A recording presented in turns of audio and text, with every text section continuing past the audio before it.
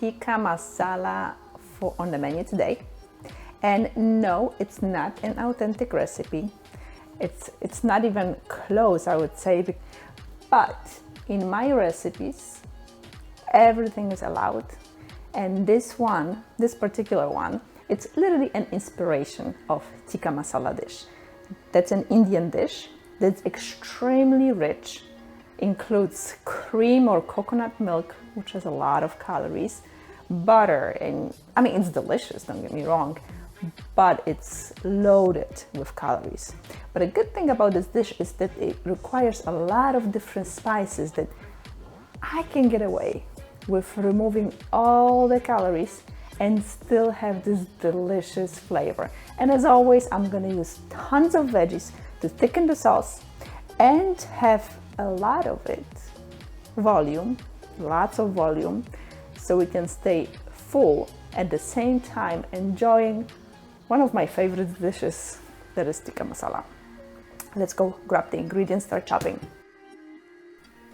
I'm going to start with preparing all the ingredients ahead of time, starting with this essential aromatics, which is ginger, garlic, and for me, a jalapeno. You can use any spice that you like. You can seed them, meaning remove the seeds out. I like it spicy, so depending on who's eating, sometimes I remove it, sometimes I leave it. Make sure that you peel it. I like to grate my ginger very finely, just like this, and chop the garlic, put it aside. Next, we have jalapeno. So jalapenos, sometimes they're extremely spicy, sometimes they're just medium, but make sure that if you're not sure about the spiciness, the level of spiciness, and you want to remove the seeds, make sure you wear some gloves because they can burn your hands. So I have them chopped just like this, and now I'm gonna prepare my vegetables. I'm gonna start with an eggplant. I have about, I would say, a pound or a little bit less. I'm gonna chop it very finely. I mean, maybe not very finely, depending what you mean by very finely, but just like this, little cubes.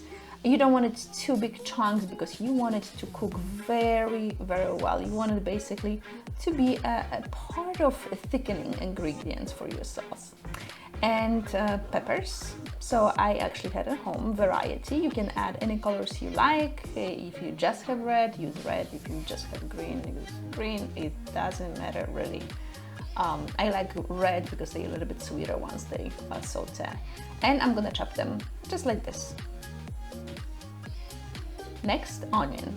So I'm using variety of onion. I'm using red and white. You can use any type of onion you like. I'm gonna chop it as well, just like the other vegetables. Pretty much all the vegetables are chopped pretty the same size, so they can cook fairly evenly. And I'm gonna put it all aside next to my stove so I can start cooking all of them in different bowls.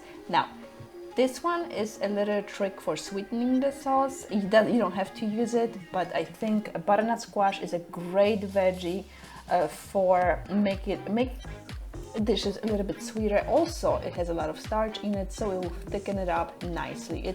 It's very low in calories, so it's a really, really good choice.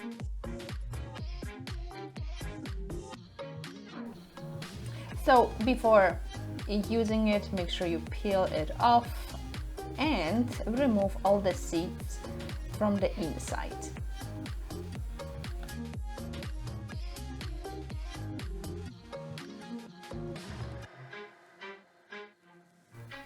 Chop it up and set it aside.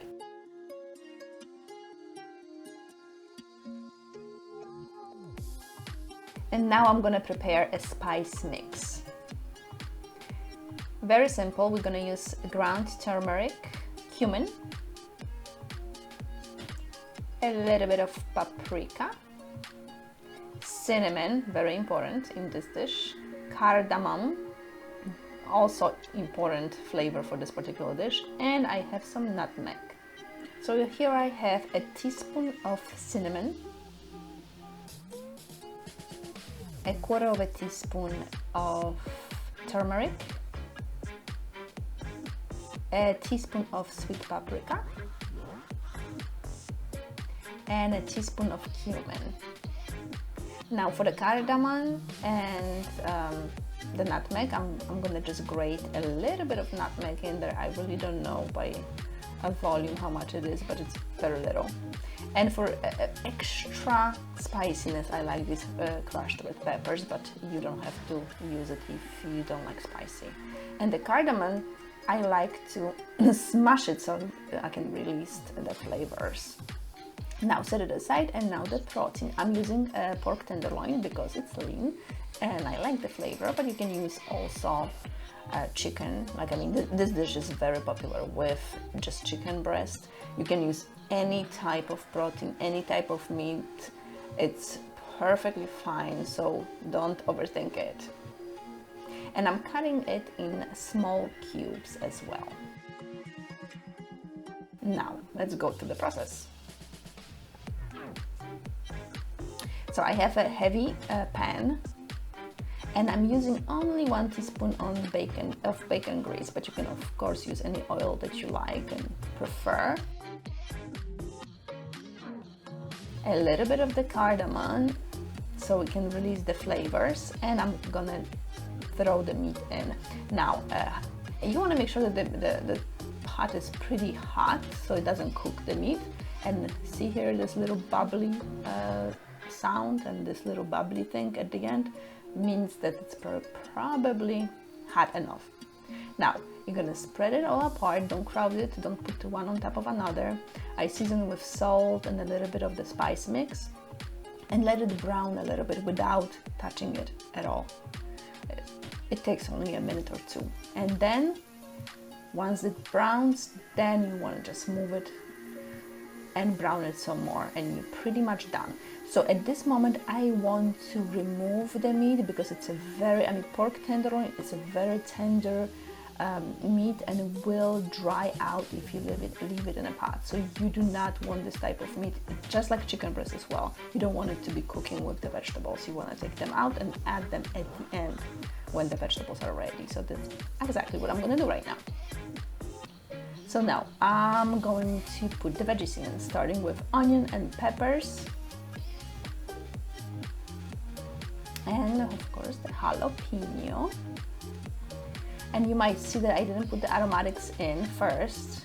I did it on purpose because as you can notice, I don't use any oil right now at this point.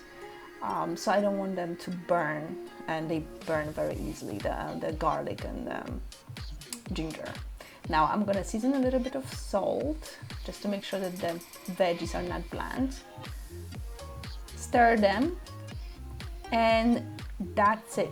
Leave it. Once you finish with stirring, leave it. Do not continue stirring. Make sure that the vegetables have enough time to brown. And after a few minutes, I'm gonna add eggplant and that butternut squash. And now it's a good time to add all the spices that we prepared before. Season with salt and pepper, and stir it to make sure all the vegetables are coated with the spices. You want to make sure that the vegetables brown nicely, not cook, not release too much water. I know, stop. I know you want to keep on stirring, but make sure you stop. Leave it alone, and then wait 5 minutes or so, make sure that they cook, and that's when they perfectly ready. And that's when I'm gonna add more liquid, like these tomatoes. I'm using canned tomatoes, San Marzano style, because they're nice and sweet. And I purposely didn't put any liquid before, just so I don't have the vegetables cooked. I want them in a way stir fry. Now I added a little bit, actually not a little bit, but I'm gonna use the whole can of evaporated milk. Normally you would use heavy cream right now or coconut milk. I mean, if you don't care about the calories, go ahead and do that. But the evaporated milk has way less calories. And it's still the dish is gonna be, trust me, so delicious. So I'm gonna adjust the spices. If I need a little bit salt, just like I needed a little bit salt here, I'm gonna add more. And at this time, the vegetables look pretty much cooked. Yeah, these are not gonna be nice and crunchy, and that's not what I'm going for. I want them to be soft. I want the butternut squash to be on a very soft side. Also an eggplant, I want the almost like completely dissipate.